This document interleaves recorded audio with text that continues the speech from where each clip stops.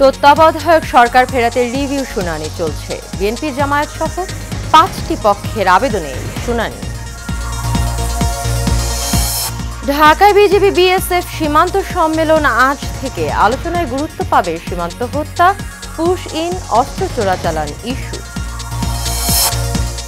ডাকসু নির্বাচনের প্রচারণা আজ থেকে। মানতে হবে কড়া আচরণবিধি, অমান্য করলে হতে পারে প্রার্থিতা বাতিল। এবং হযরত শাহজালাল আন্তর্জাতিক বিমানবন্দরে 8.5 কেজি কোকেন সহ বিদেশি নাগরিক আটক, বাজার মূল্য 130 কোটি টাকা।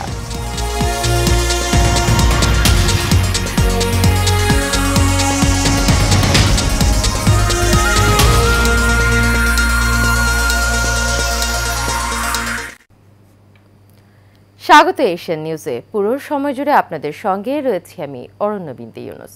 এতক্ষণ শুনছিলেন বিআরবি কেবল ইন্ডাস্ট্রিজ লিমিটেড সংবাদ শিরোনাম। চলে যাচ্ছি বিস্তারিত সংবাদে।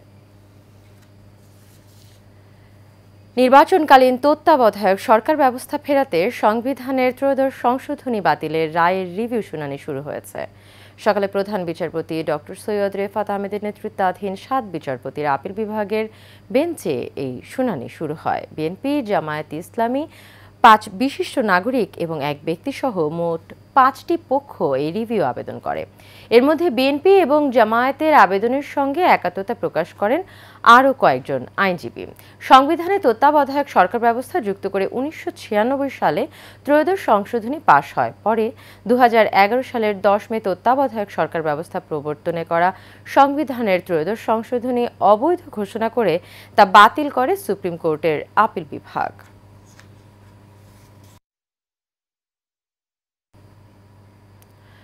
জুলাই গণ অভ্যুত্থানের মানবতা বিরোধী অপরাধের মামলায় সাবেক প্রধানমন্ত্রী শেখ হাসিনা এবং সাবেক স্বরাষ্ট্রমন্ত্রী আসাদুজ্জামান খান কামাল সহ 3 জনের বিরুদ্ধে 9ম দিনের সাক্ষ্য গ্রহণ আজ। বিচারপতি মোহাম্মদ গোলাম মর্তুজা মজুমদারের নেতৃত্বাধীন আন্তর্জাতিক অপরাধ ট্রাইব্যুনাল 1-এ এই সাক্ষ্য গ্রহণ হবে। এর আগে সোমবার 8ম দিনের সাক্ষ্য দেন চক্ষু বিজ্ঞান ইনস্টিটিউটের পরিচালক খায়র আহমেদ চৌধুরী, একই হাসপাতালের চিকিৎসক জাকিয়া সুলতানা নীলা সহ 5 জন। তারা জানান, আন্দোলনে আসা রোগীদের 493 জন 1 চোখ হারিয়েছেন, 11 জন 2 চোখ হারিয়ে পুরোপুরি অন্ধত্ব বরণ করেন। পরে সাক্ষ্য দেন রামপুরের শহীদ মারুফের বাবা। তিনি বলেন, 19 জুলাই তার ছেলে গুলিবিদ্ধ হলে মুমূর্ষু অবস্থায় ঢাকা মেডিকেলে নিয়ে যাচ্ছিলেন তিনি। এ সময় তার অ্যাম্বুলেন্স আটক করে আইনশৃঙ্খলা বাহিনী এবং ছাত্রলীগ।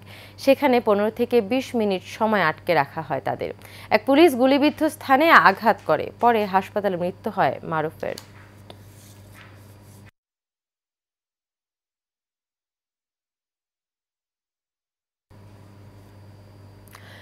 সুপ্রিম কোর্টের হাইকোর্ট বিভাগে নিয়োগ পাওয়া 25 বিচারপতির শপথ অনুষ্ঠিত হবে আজ। নিয়োগপ্রাপ্ত বিচারপতিদের শপথ পড়াবেন প্রধান বিচারপতি ডক্টর সৈয়দ রেফাত আহমেদ। দুপুর 1:30 সুপ্রিম কোর্টের জাজেস লাউঞ্জে তাদের শপথ গ্রহণ অনুষ্ঠিত হবে। সুপ্রিম কোর্টের রেজিস্ট্রার কার্যালয়ের বিষয়টি নিশ্চিত করেছে। এর আগে সোমবার সুপ্রিম কোর্টের হাইকোর্ট বিভাগের বিচারপতি হিসেবে 25 জনকে নিয়োগ করে সরকার। আইন এবং বিচার ও সংসদ বিষয়ক মন্ত্রণালয় আইন এবং বিচার বিভাগ থেকে সোমবার রাতে এ সংক্রান্ত প্রজ্ঞাপন জারি করা হয়।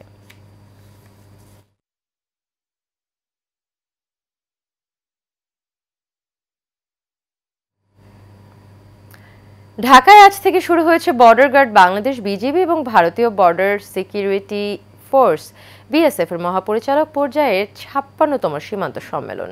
4 দিনব্যাপী এই সম্মেলন চলবে আগামী বৃহস্পতিবার পর্যন্ত। সম্মেলনে যোগ দিতে বিএসএফ মহাপরিচালক দলজিৎ সিং চৌধুরীর নেতৃত্বে 9 সদস্যের ভারতীয় প্রতিনিধি দল সোমবার বিকেলে ঢাকায় পৌঁছান। বিজিবির এক সংবাদ বিজ্ঞপ্তিতে জানানো হয়েছে, ভারতীয় প্রতিনিধি দলে বিএসএফ এর ঊর্ধ্বতন কর্মকর্তা ছাড়াও দেশটির স্বরাষ্ট্র এবং পররাষ্ট্র মন্ত্রণালয়ের প্রতিনিধিরা রয়েছেন। অপরদিকে বাংলাদেশ পক্ষের প্রতিনিধি দলে সীমান্ত সংশ্লিষ্ট বিভিন্ন সংস্থার কর্মকর্তারা অংশ নিচ্ছেন। জানা গেছে, সম্মেলনে সীমান্ত হত্যা, মাদক এবং অস্ত্র চোরাচালান, অবৈধ অনুপ্রবেশ রোধ সহ নানাবিধ ইস্যুতে আলোচনা করা হবে। বিশেষ করে সম্প্রতি ভারতীয় গণমাধ্যমে বাংলাদেশ বিরোধী অপপ্রচার এবং এর জেরে সীমান্ত এলাকায় সৃষ্ট উত্তেজনা প্রশমনের বিষয়েও আলোকপাত করা হবে।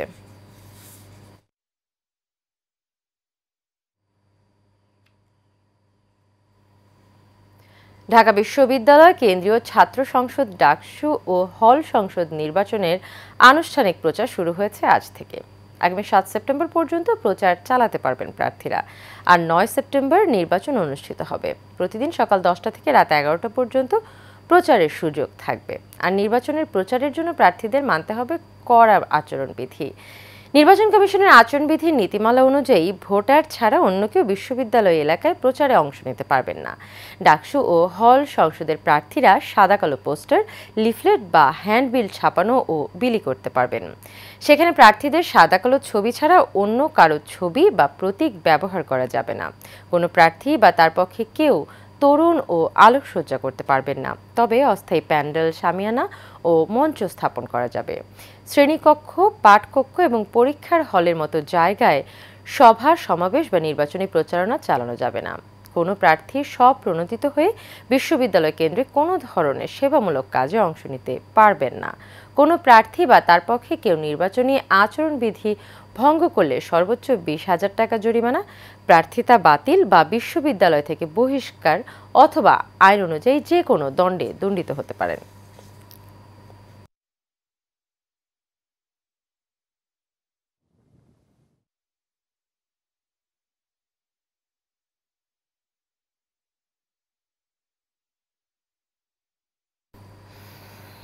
হযরত শাহজালাল আন্তর্জাতিক বিমানবন্দরে 8.5 কেজি কোকেন সহ গায়েনার এক যাত্রীকে আটক করা হয়েছে। রোববার গভীর রাতে এই যাত্রীকে আটক করা হয়। তার নাম MS কারেন পেতুলা স্টাফেল। শুল্ক গোয়েন্দা এবং তদন্ত অধিদপ্তর এই তথ্য জানিয়ে বলেছে, জব্দ করা কোকেনের দাম প্রায় 130 কোটি টাকা। সকালে মঙ্গলবার শুল্ক গোয়েন্দা এবং তদন্ত অধিদপ্তরের সংবাদ বিজ্ঞপ্তিতে বলা হয়, গতকাল রাতে অধিদপ্তরের মহাপরিচালকের কাছে গোপন সংবাদ আসে। বলা হয়, দোহা থেকে কাতার এয়ারওয়েজের একটি উড়োজাহাজ ঢাকায় আসছে। এই উড়োজাহাজে থাকা এক যাত্রী মাদক চোরাচালানের সম্পৃক্ত থাকতে পারেন। ওই তথ্যের ভিত্তিতে শুল্ক গোয়েন্দারা শাহজালাল বিমানবন্দরে সতর্ক অবস্থান নেয়। উড়োজাহাজটি দিবাগত রাত 2:30টার দিকে বিমানবন্দরে অবতরণ করে। শুল্ক গোয়েন্দারা সঙ্গে সঙ্গে যাত্রীর পরিচয় নিশ্চিত হন। সংবাদ বিজ্ঞপ্তিতে বলা হয়, গোয়েন্দারা যাত্রী পেতুলা স্টাফেলের ব্যাগেজ স্ক্যানিং করেন এবং ব্যাগেজে 22টি ডিম্বাকৃতির ফয়েল পেপারে মোড়ানো কোকেন পান তারা।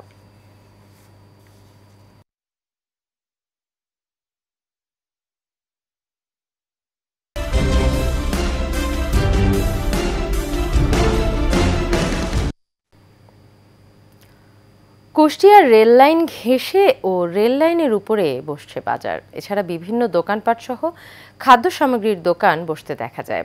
ট্রেন কাছে এলে প্রায়ই হুড়োহুড়ি করে লোকজন এবং দোকানপাট নিয়ে দোকানিদের সরতে দেখা যায়। প্রায়ই ঘটছে দুর্ঘটনা। এ বিষয়ে কর্তৃপক্ষ দ্রুত ব্যবস্থা গ্রহণ না করলে যে কোনো সময় ঘটতে পারে বড় ধরনের দুর্ঘটনা। কুষ্টিয়া থেকে হারুনুর রশিদের ক্যামেরায় হাসিবুর রহমান রিজুর রিপোর্ট, জানাচ্ছেন কাউসার মাহমুদ। কুষ্টিয়া শহরের ভেতর দিয়ে প্রায় 20 কিলোমিটার রেল লাইন রয়েছে।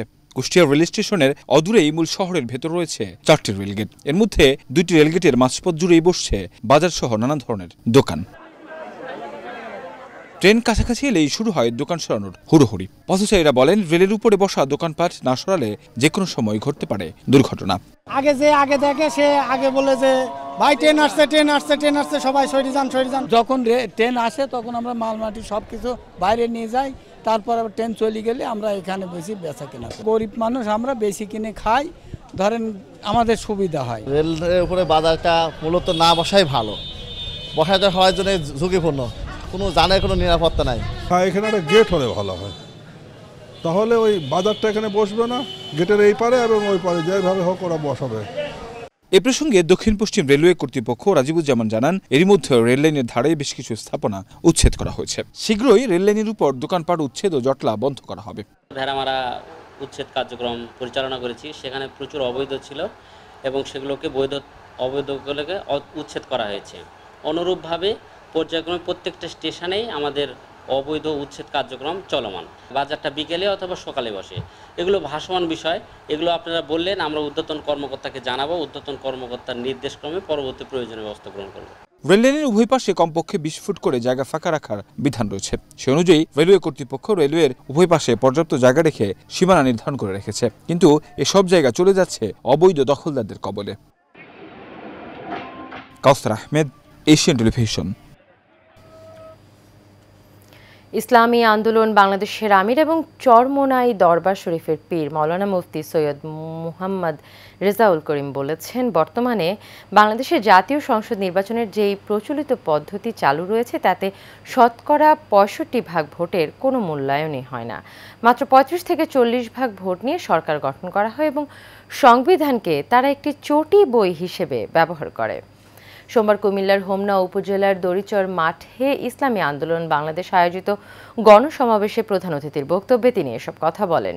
পীর সাহেব চরমোনাই বলেন, নির্বাচন কমিশন এখন প্রশ্নবিদ্ধ। সিএসি বলেছেন, সংবিধানে পিআর পদ্ধতি নেই, কিন্তু সংবিধান অনুযায়ী বর্তমান সরকারের মেয়াদ তো 2029 সাল পর্যন্ত থাকার কথা ছিল। তাহলে এখন যে নির্বাচন ঘোষণা করা হয়েছে তা কোন সংবিধানে উল্লেখ আছে? এ ধরনের হাইকোর্ট দেখিয়ে জনগণকে আর বোকা বানানো যাবে না।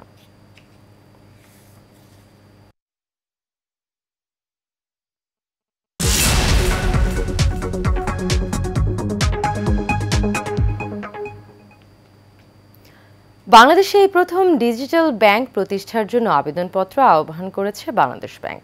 চলতি বছরের 1 থেকে 30 সেপ্টেম্বর পর্যন্ত আবেদন করা যাবে বলে আজ মঙ্গলবার এক বিজ্ঞপ্তিতে জানিয়েছে কেন্দ্রীয় ব্যাংক। বিজ্ঞপ্তিতে বলা হয়, প্রযুক্তি নির্ভর আর্থিক খাতে বৈশ্বিক পরিবর্তনের প্রেক্ষাপটে বাংলাদেশ ব্যাংক ডিজিটাল ব্যাংকের অনুমোদন দেওয়ার উদ্যোগ নিয়েছে। এর লক্ষ্য হলো আর্থিক খাতের দক্ষতা বাড়ানো, সেবার পরিসর বিস্তৃত করা আর ক্ষুদ্র, কুটির এবং মাঝারি উদ্যোক্তাদের অর্থায়নের সুযোগ সহজ করা। বাংলাদেশ ব্যাংক জানিয়েছে, চতুর্থ শিল্প বিপ্লবের সুযোগ কাজে লাগিয়ে টেকসই অর্থনৈতিক প্রবৃদ্ধি নিশ্চিত করা এবং কর্মসংস্থান সৃষ্টিতে ভূমিকা রাখাই এই উদ্যোগের মূল লক্ষ্য। বিশেষ করে প্রান্তিক জনগোষ্ঠীর জন্য ঋণ প্রবাহ সহজ করতে ডিজিটাল ব্যাংকে গুরুত্বপূর্ণ হাতিয়ার মনে করছেন তারা।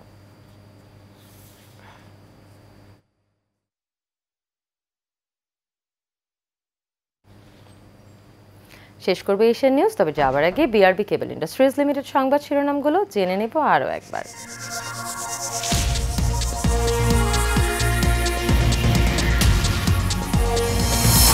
তত্ত্বাবধায়ক সরকার ফেরাতে রিভিউর শুনানি চলছে। বিএনপি জামায়াত সহ 5টি পক্ষের আবেদনে এই শুনানি। ঢাকায় বিজিবি বিএসএফ সীমান্ত সম্মেলন আজ থেকে। আলোচনায় গুরুত্ব পাবে সীমান্ত হত্যা, পুশ ইন, অস্ত্র চোরাচালান ইস্যু। ডাকসু নির্বাচনের প্রচারণা আজ থেকে। মানতে হবে কড়া আচরণবিধি, অমান্য করলে হতে পারে প্রার্থিতা বাতিল। এবং হযরত শাহজালাল আন্তর্জাতিক বিমানবন্দরে 8.5 কেজি কোকেন সহ বিদেশি নাগরিক আটক। বাজার মূল্য 130 কোটি টাকা। এশিয়ান নিউজ এ পর্যন্তই। পরবর্তী সংবাদ দেখার আমন্ত্রণ রইল। এতক্ষণ সাথে থাকার জন্য সবাইকে ধন্যবাদ।